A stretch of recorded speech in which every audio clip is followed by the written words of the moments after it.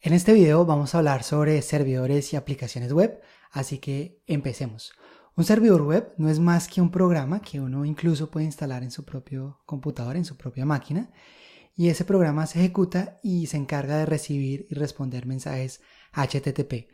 Los dos servidores web más famosos son Apache y Nginx. Podemos entrar a la página de cada uno.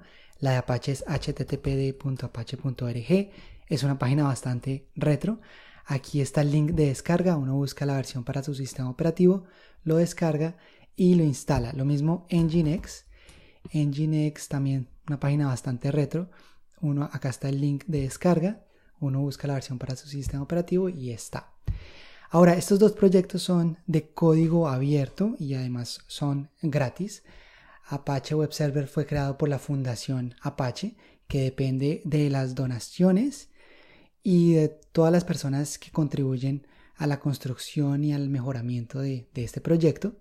Lo que ganan esas personas, si sus cambios son aceptadas, digamos, por el equipo de Apache, es que uno ya puede decir, bueno, yo soy contribuidor del proyecto de Apache, y eso para uno como desarrollador web le sirve para la hoja de vida. Lo mismo Nginx es una versión open source donde mucha gente colabora, pero si no estoy mal, Nginx sí es una empresa con ánimo de lucro que vende una versión empresarial que sí tiene un costo. Sobre open source existen muchos modelos de negocios, pero eso es un tema para otro video, así que comencemos.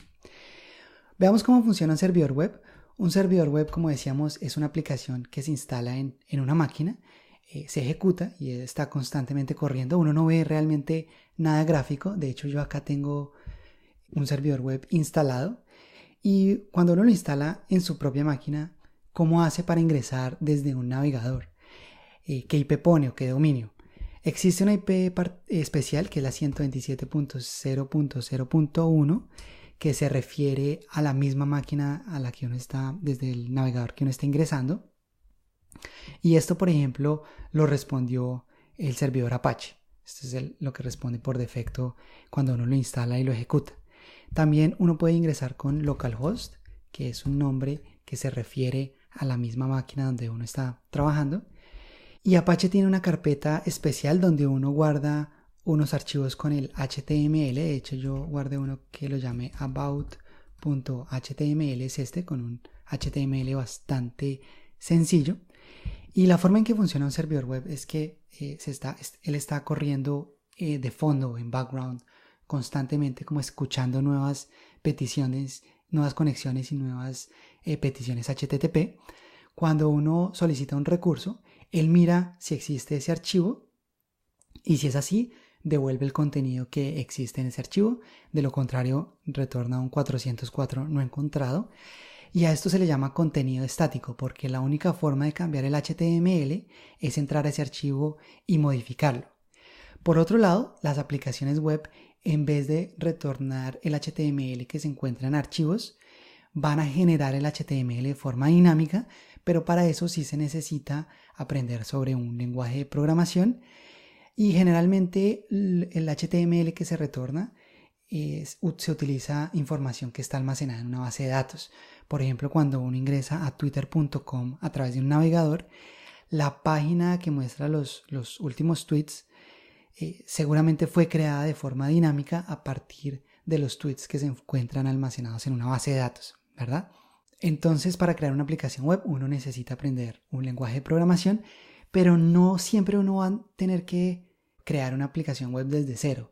Uno puede utilizar ya algunas soluciones que existan, y hay dos categorías particularmente de las que vamos a hablar, que hay tantas soluciones que no vale la pena hacerlas desde cero. Y si uno está pensando como, no voy a aprender desarrollo web para hacer alguna de estas dos tipos de soluciones, que son los Content Management Systems y los e-commerce, hay tantas opciones que no vale la pena. Un CMS, por ejemplo, es una aplicación web que permite administrar el contenido de un sitio web de forma dinámica, para que uno no le tenga que pagar a un desarrollador web cada vez que quiere cambiar algo. Y acá hay soluciones como WordPress, Joomla y Drupal, que son las que están ahí arriba, que son CMS que se utilizan para sitios como con cierta complejidad. Uno puede descargarlos e instalarlos en su propio servidor o puede pagar una mensualidad para que un tercero se encargue de los servidores y uno no se tenga que preocupar de eso. Simplemente le dan una URL donde uno ingresa y puede modificar su sitio. Y por otro lado está Wix.com y Weebly.com, que estos sí no se pueden descargar. Estos uno se registra en la página de ellos, uno selecciona una plantilla para su sitio y tiene un editor muy fácil de usar para uno crear su página. Yo recomendaría esta opción para sitios muy básicos, además que generalmente estos sitios son gratis como hasta cierto punto. Si el sitio ya se empieza a volver muy popular, sí hay que empezar a pagar, pero para empezar está perfecto y uno no tiene que pagar nada. En cambio los CMS como WordPress, Joomla o Drupal tienen una curva de aprendizaje un poco más alta.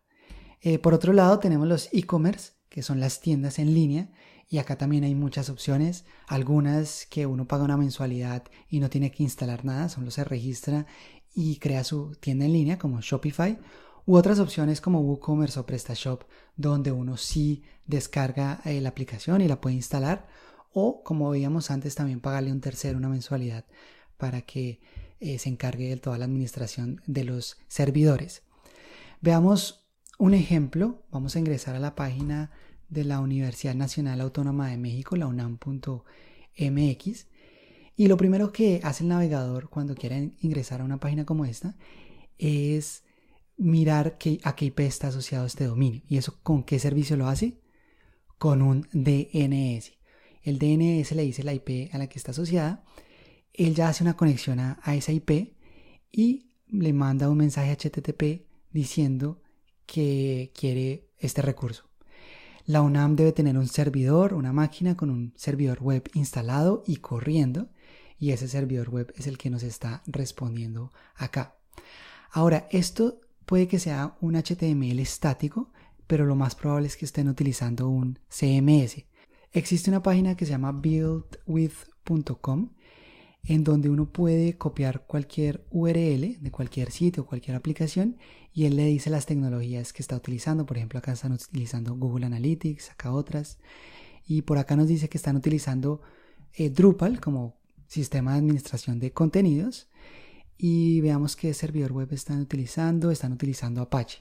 Y lo interesante de este sitio es que también uno puede ver las estadísticas de uso, digamos, de los servidores web o de los CMS o de los e-commerce. Aquí, por ejemplo, Apache tiene el 42% del mercado, Nginx el 33% y ese, que es el de Microsoft, el 12%. Veamos el de los CMS cómo está. Entonces tenemos WordPress seguro de primer lugar, exacto, 53%, Drupal el 7%, Joomla el 3%, y existen otras opciones que ocupan el 37%. Veamos también los e-commerce. Acá tenemos que WooCommerce tiene el 20%, Shopify el 14%, y las demás, por acá está PrestaShop y otros 42%. De nuevo, hay muchas soluciones de e-commerce y soluciones de Content Management Systems. Volvamos a la presentación y veamos cómo funciona una aplicación web. Ahora ya que vimos un ejemplo con la UNAM. En este caso, igual necesitamos un servidor web, pero además del servidor web vamos a tener una aplicación web. Por ejemplo, Drupal, WordPress, WooCommerce o la que uno cree desde cero. Y esa aplicación web se va a encargar de generar el HTML de forma dinámica, generalmente obteniendo la información de una base de datos. A esto se le llama contenido dinámico, ya no es contenido estático como veíamos antes, y es lo que caracteriza a una aplicación web. Eso es todo por este video. En el siguiente vamos a ver los diferentes lenguajes de programación que existen y los diferentes roles que tenemos en el desarrollo web. Así que avancemos.